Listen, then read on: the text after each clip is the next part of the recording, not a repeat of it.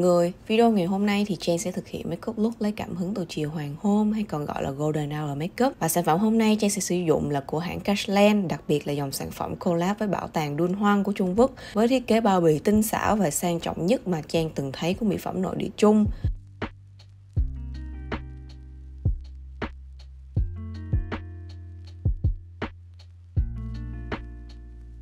Đầu tiên thì Trang sẽ dùng chai kem lót dưỡng ẩm nâng tông da này.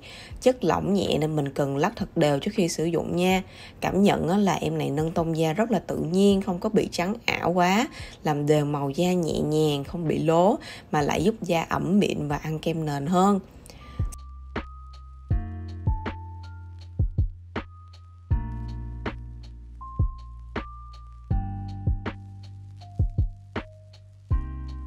Sau đó thì Trang sẽ dùng kem nền thuộc dòng Dunhuang. Mình dùng màu 01 sáng nhất. Chất kem khá lỏng nên Trang sẽ chấm toàn mặt rồi dùng mousse ẩm tán đều để kem bám tốt vào da mà không bị cakey.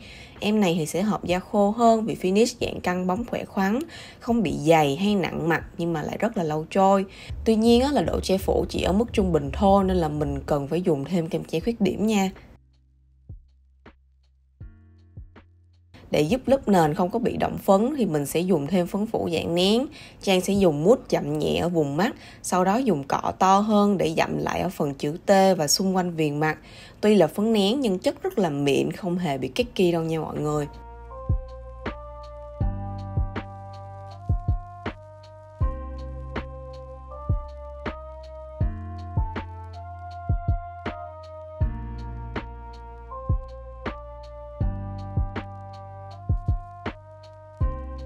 Phần nền tạm xong thì mình sẽ qua phần kẻ mày nha. Hôm nay thì Trang dùng chì kẻ mày trong collection Dunhuang luôn. Chưa bao giờ thấy cây chì kẻ mày nào mà sang xịn mịn như vậy luôn á. Đầu chì siêu nhỏ và dạng tam giác nên mình đặt chì hơi vuông góc với mặt. Sau đó vẽ khuôn và tô vào phần bên trong là xong. Chất chì mềm vừa phải nè, rất là dễ vẽ nhưng mà cũng rất là lâu trôi luôn. Với phần makeup mắt ngày hôm nay thì Trang sẽ dùng bảng màu mắt 10 màu này của Cashland collab với lại Dunhuang ha. Cái bảng màu mắt này phải nói là từ packaging tới lại phối màu cực kỳ xuất sắc và đẹp luôn á mọi người. 10 màu này thì Trang thấy nó sẽ thuộc về những cái tông màu ấm, thiên cam và thiên những cái tông đất hơn. Tuy nhiên nó vẫn có những cái sắc độ rất là dễ phối nè, có cả sắc nhũ và sắc lì luôn ha. Thì đầu tiên Trang sẽ dùng một cái màu nâu da để tán khắp bầu mắt và tán luôn ở cả phần viền mí dưới nữa nha.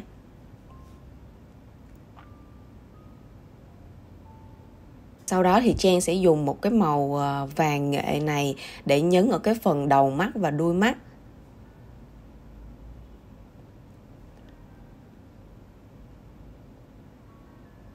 Và tiếp theo thì Trang sẽ lấy một cây cọ lớn hơn để blend đều cái phần màu mắt này ra. Tiếp theo thì Trang sẽ dùng một cái tông màu cam đất để nhấn sát ở cái phần viền mi mắt. Để tạo cái điểm nhấn cho đuôi mắt hơn thì Trang sẽ dùng một cái màu nâu có ánh nhũ vàng để nhấn ở cái phần đuôi mắt. Thì mình dùng cái cọ nhỏ để apply phần màu trước, sau đó dùng cái cọ bút chì ban nãy để tán đều ra.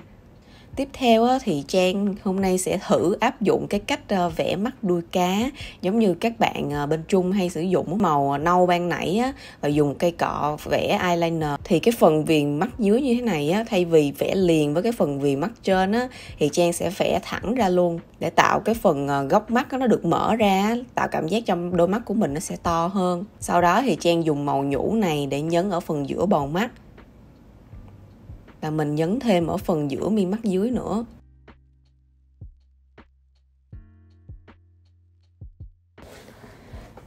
Mùa hè này thì Trang cực recommend em bút kẻ mắt này của Cashland.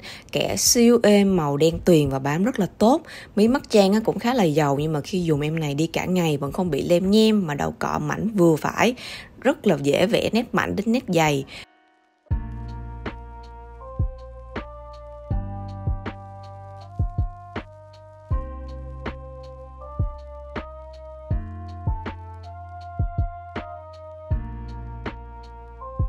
Sau đó thì Trang sẽ bấm mi thật cong và dùng mascara.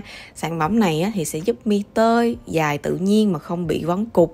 Tuy nhiên thì khả năng giữ cong mi sẽ không cao lắm đâu nha.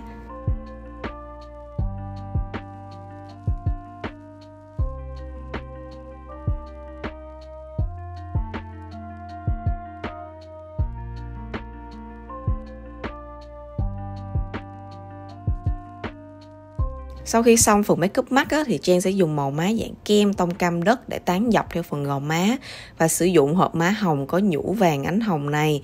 Chất siêu mịn nên nhũ lên da cực êm và tự nhiên, tạo hiệu ứng gò má căng bóng ửng hồng, nhẹ nhàng rất là xinh luôn. Make up lúc chiều hoàng hôn mà thiếu sản phẩm này á, thì sẽ là một thiếu sót rất là lớn.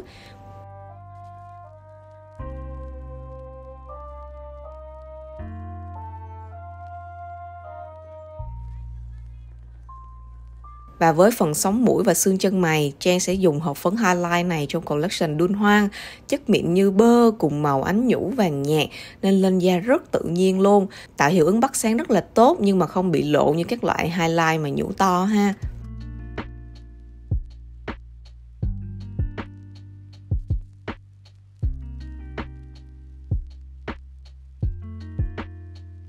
Cuối cùng thì Trang sẽ dùng thỏi son kem Lip Mousse thuộc dòng Đun Hoang với packaging siêu sang này.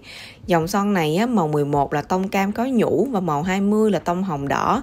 Và để hợp với make up look hơn thì Trang sẽ chọn màu 11, tán nhẹ từ lòng môi ra thôi nha.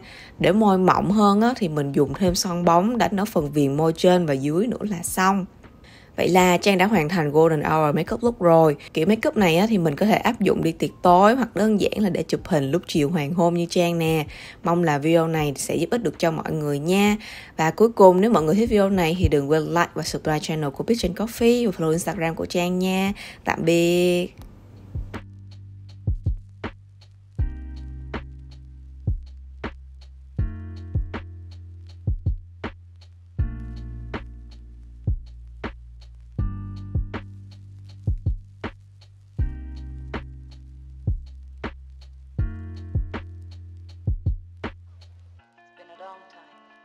Yes, ma'am.